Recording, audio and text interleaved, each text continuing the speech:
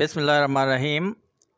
خو شاګردانو نن چونکې اولنۍ ورځ ده او نن زمونږ د کلاس 6 د میث د کورس اولنۍ کلاس دی او نن زمونږ ټاپک چې دی هغه دی سیټس. نو راځئ چې سیټ وپېژنو چې سیټ څه ته ویل کېږي. چونکې ستاسو کورس انګلیش کې دی نو دې وجې نه د سیټ ډیفینیشن چې دی د سیټ تعریف دا ما انګلیش کې لیکلی دی او ځان به پې پښتو کې پوهیو چې سیټ څه ته ویلی کېږي. انګلیش کې د دې تعریف داسې دی چې سیټ از دی کلیکشن آف ویل ډیفاینډ ډسټنکټ آبجیکټس. پښتو کې د دې مطلب دا دی چې سیټ زمونږ سره مجموعه ده د واضح مختلفو څیزونو. اوس دې کې د واضح مطلب دا دی چې د کومو څیزونو مجموعه شي دغه څیزونه به زمونږ سره داسې واضحي چې په هغې کې به مزید څه د تپوس یا څه د پوښتنې ضرورت نه وي. د هغې خصوصیات، د هغې تعداد، دا څیزونه به زموږ سره صحیح واضح وي. کله چې په هغې کې د تپوس ضرورت وي، کلیر نه وي، نو هغې کلیکشن ته بیا موږ سیټ نشو ویلی. او د دې وضاحت لاندې یو دوه مثالونه ما لیست کړي دي په دې کې موجود دی. لومبی مثال چې دی هغه دا دی چې کلیکشن آف فرست 5 انګلیش کیپیټل لیټرز، یعنی د انګلیش 5 لومبي غټ حروف. نو دا کلیکشن چې دی دا زموږ سره سیټ دی. د هغې وجه دا ده چې دلته کې څیزونه چې د انګلیش حروف دي دا زموږ سره انتهایی واضح دي چې غټ حروف او لومبي 5، یعنی د دې دغه کې د دې وضاحت موجود دی. نو دې ته موږ سیټ ویلی شو. خو لاندې بیا په دویم مثال کې کلیکشن آف سټوډنټس دا یو داسې مجموعه ده چې دلته کې ابجیکټس زموږ سره یا د سیټ ارکان چې دي هغه سټوډنټس دي، خو واضح نه دي چې دا سټوډنټس د کم کلاس دي، د کم سکول دي او د دې سیشن څه دی. نو چونکې د دې وضاحت نه دی موجود، نو چې وضاحت دې کلیکشن کې نه دی موجود نو دې ته موږ سیټ نشو ویلی. نو کله چې هم تاسو یو کلیکشن تاسو سره موجود وي خو هغه واضح نه وي یا مختلف نه وي، د هغې تمام چې کوم ارکان دي هغه څیزونه د یو بل نه مختلف نه وي، نو هغې ته بیا موږ سیټ نه وایو. ډیر سټوډنټس د سیټ په تعریف کې دویمه خبره چې دا هغه دا ډسټنکټ. نو د ډسټنکټ مطلب دی مختلف، یعنی د سیټ تمام ارکان چې دي دا به د یو بل نه صحیح مختلف وي.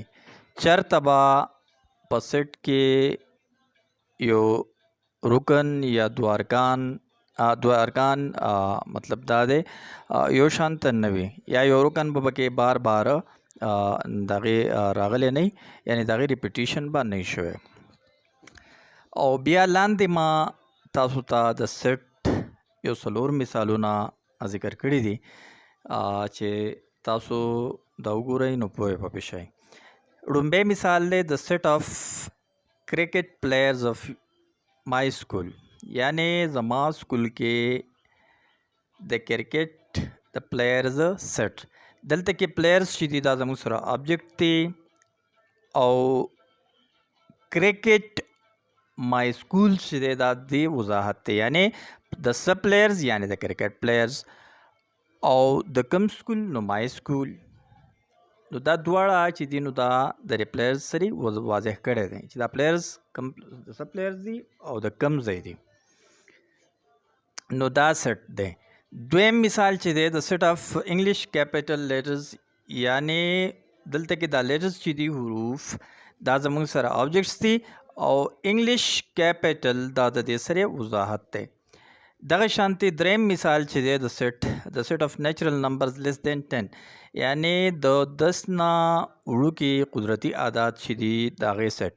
نو دلته کې دا نمبرز چې دي دا زموږ سره دي آبجیکټس او نیچرل د دې وضاحت دی چې قدرتي اعداد، او دویم وضاحت د دې موجود دی لیس دین 10 یعنی دغه شانتي څلورم مثال چې دی هغه دی د سیټ اف سټوډنټس اف کلاس 6 اف یور سکول یعنی ستا د سکول د کلاس 6 د سټوډنټس سیټس. نو دلته کې دا سټوډنټس چې دي دا آبجیکټس دي او دا کلاس 6 او یور سکول دا یې څه دی وضاحت دی.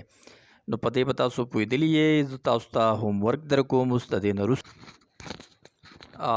نه وروسته د اډوکې شان ایکسرسایز چې دی دا تاسو لازمي حل کړئ او وګورئ چې تاسو پوهېدلي یې. که چېرې دا ایکسرسایز تاسو حل کو نو تاسو به پوهېدلي یې. که چېرې تاسو یې نشئ حل کولی نو بیا تاسو ته اګین دا ویډیو کتل پکار لازمي دي. د ایکسرسایز کې دا خبره ده چې تاسو نه دا وایي چې سټیټ ګیو ریزن ویدر د فالوینګ آبجیکټس فرام فارم ا سیټ اور ناٹ چې د لاندني کم سټیټمنټس چې دي دا سیټس دي او که نه دي. که دي نو تاسو یې هم ریزن وښیئ او که نه دي نو هم د هغې وجه وښیئ. لومبی چې دی all problems of this book which are difficult to solve دا زموږ سره سیټ دی او که نه دی. نو کوي نو تاسو ورته ولیکئ چې دا سیټ دی او ځکه دی چې مطلب دا دی وجه هم وښیئ. دویم سوال چې دی دویم هغه دا دی چې all problems of this book which are difficult to solve for امجد. نو دا هم یو کلیکشن دی.